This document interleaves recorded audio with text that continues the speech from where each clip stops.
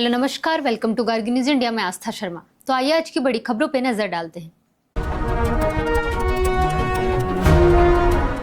बांग्लादेश में नई सरकार के शपथ ग्रहण समारोह के दौरान नवनिर्वाचित सांसदों ने पद की शपथ ली, लेकिन बीएनपी सांसदों ने संविधान सुधार आयोग के सदस्य के रूप में दूसरी शपथ लेने से इनकार कर दिया।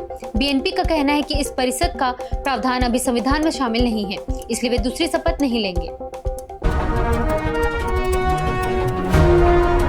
इंडियन कोस्ट गार्ड ने मुंबई से करीब 100 समुद्री मील पश्चिम में 3 ईरान संबंधित और अमेरिकी प्रतिबंधित तेल टैंकरों को जब्त किया। संदिग्ध गतिविधियों के आधार पर रोके गए इन जहाजों को आगे की जांच के लिए हिरासत में लिया गया है।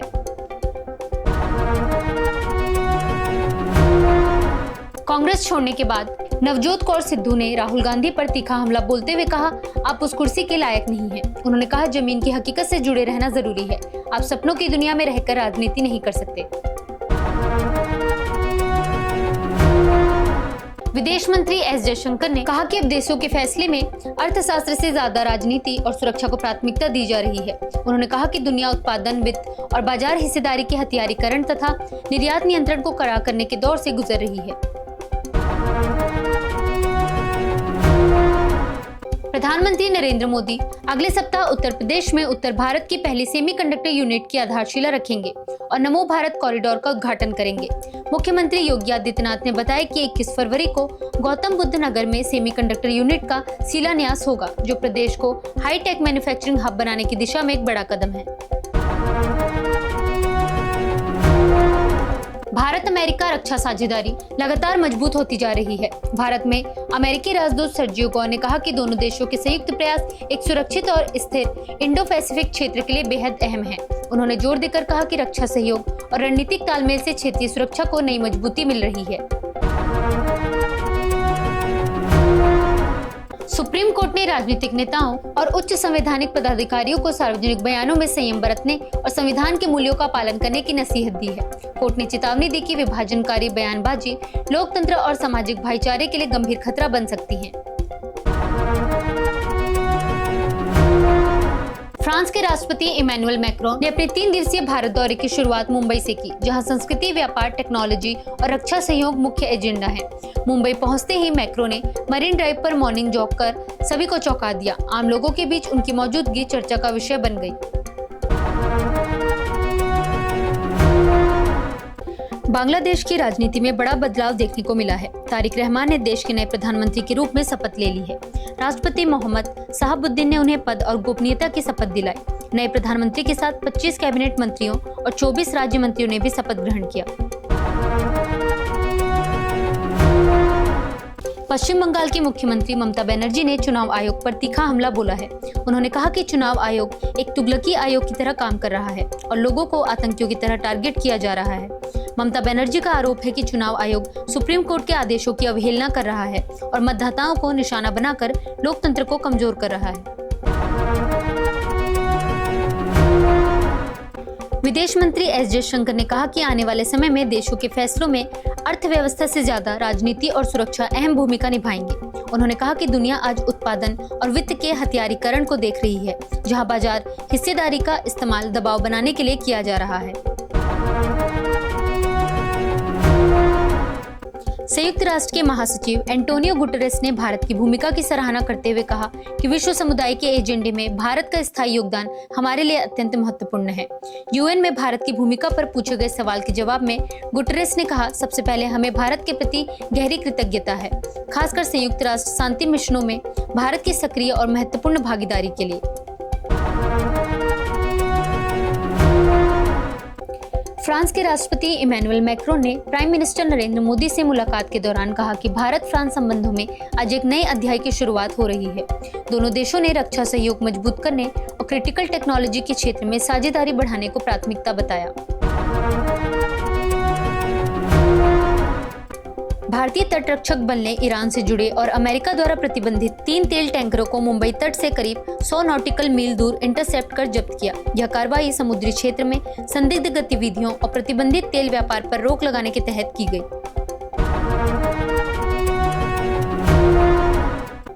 भारत और फ्रांस 17 फरवरी को अपना छठा वार्षिक रक्षा संवाद आयोजित करेंगे। इस बैठक की सह अध्यक्षता रक्षा मंत्री राजनाथ सिंह और फ्रांस के सशस्त्र बल एवं पूर्व सैनिक मामलों की मंत्री कैथरीन वॉल्ट्रिन करेंगी। प्रधानमंत्री नरेंद्र मोदी 25 फरवरी से 2 दिवसीय इजराइल दौरे पर जाएंगे। इस दौरान वे इजराइल की संसद केनेसेट को संबोधित करेंगे। इजराइल के प्रधानमंत्री बेंजामिन नेतन्याहू ने यरूशलेम में एक कार्यक्रम के दौरान मोदी के दौरे की घोषणा की। इस यात्रा को भारत इजराइल संबंधों को और मजबूत करने की दिशा में महत्वपूर्ण कदम माना जा रहा है। अमेरिका के भारत में राजदूत सर्जियो गौ ने कहा है कि भारत और अमेरिका के बीच रक्षा साझेदारी लगातार मजबूत हो रही है। उन्होंने कहा कि दोनों देशों के संयुक्त प्रयास एक सुरक्षित और स्थिर इंडो पैसिफिक क्षेत्र के लिए बेहद अहम है। गौर के अनुसार भारत अमेरिका सहयोग क्षेत्रीय सुरक्षा और रणनीतिक संतुलन को मजबूती प्रदान कर रहा है। केंद्रीय कानून और न्याय मंत्री अर्जुन राम मेघवाल ने कहा कि जम्मू कश्मीर को जल्द ही राज्य का दर्जा बहाल किया जाएगा। उनके इस बयान पर मुख्यमंत्री उमर अब्दुल्ला ने त्वरित प्रतिक्रिया देते हुए कहा कि उन्हें उम्मीद है कि राज्य के दर्जे की बहाली के लिए इंतजार बहुत लंबा नहीं होगा। अडानी ग्रुप ने 2035 तक एआई डेटा सेंटर्स में $100 अरब निवेश करने की घोषणा की है। कंपनी का कहना है कि इससे सर्वर, क्लाउड और अन्य क्षेत्रों में अतिरिक्त $150 अरब का निवेश आएगा और $250 अरब का एआई इकोसिस्टम तैयार होगा। डोनाल्ड ट्रंप ने कैलिफोर्निया और ब्रिटेन के बीच हुए ऊर्जा समझौते की आलोचना की है। उन्होंने कहा कि ब्रिटेन का डेमोक्रेटिक गवर्नर गोविन न्यूसम के साथ इस तरह का समझौता करना अनुचित है। रिपोर्ट्स के मुताबिक ट्रंप ने इस डील पर सवाल उठाते हुए इसे राजनीतिक रूप से गलत बताया। ईरान के सर्वोच्च नेता अली खामेनेई ने चेतावनी दी है कि खाड़ी क्षेत्र में मौजूद अमेरिकी युद्धपोत को डुबोया जा सकता है। उनका यह बयान ऐसे समय आया है जब अमेरिका और ईरान जिनेवा में ईरान के परमाणु कार्यक्रम को लेकर दूसरे दौर की वार्ता कर रहे हैं। अमेरिकी राष्ट्रपति डोनाल्ड ट्रंप ने कहा कि ताइवान को हथियार भेजने के मुद्दे पर वह जल्दी फैसला लेंगे। यह बयान ऐसे समय आया है जब क्षेत्रीय सुरक्षा को लेकर अमेरिका और चीन के बीच तनाव बना हुआ है। ट्रंप और चीन के राष्ट्रपति शी जिनपिंग की अप्रैल में बीजिंग में मुलाकात प्रस्तावित है। चुनाव आयोग ने असम में आगामी चुनावों की तैयारियों की समीक्षा की है। इस दौरान सुरक्षा, मतदान केंद्रों की व्यवस्था और प्रशासनिक तैयारियों पर विस्तृत चर्चा की गई। अधिकांश राजनीतिक दलों ने आयोग से अनुरोध किया है कि चुनाव 2 चरणों से अधिक में न कराया जाए। एनसीपी नेता सुनेत्रा पवार ने अन्य पार्टी नेताओं के साथ महाराष्ट्र के मुख्यमंत्री देवेंद्र फडणवीस से मुलाकात की है। इस मुलाकात में उन्होंने अजित पवार की विमान दुर्घटना मामले की सीबीआई जांच की मांग की। एनसीपी के वरिष्ठ नेता सुनील तटकरे ने बताया कि मुख्यमंत्री ने उन्हें आश्वासन दिया है कि राज्य सरकार इस मुद्दे पर केंद्रीय गृह मंत्रालय से संवाद करेगी। FEMA की एडजुडिकेटिंग अथॉरिटी ने न्यूज क्लिक और इसके संस्थापक प्रबीर पुरकायस्थ पर 184 करोड़ रुपए का जुर्माना लगाया है। बताया जा रहा है कि यह कार्रवाई प्रवर्तन निदेशालय यानी ईडी द्वारा दायर की गई शिकायत के आधार पर की गई है। तो ये थी आज की बड़ी खबरें। बने रहिए गार्गी न्यूज इंडिया के साथ। मैं आस्था शर्मा, धन्यवाद।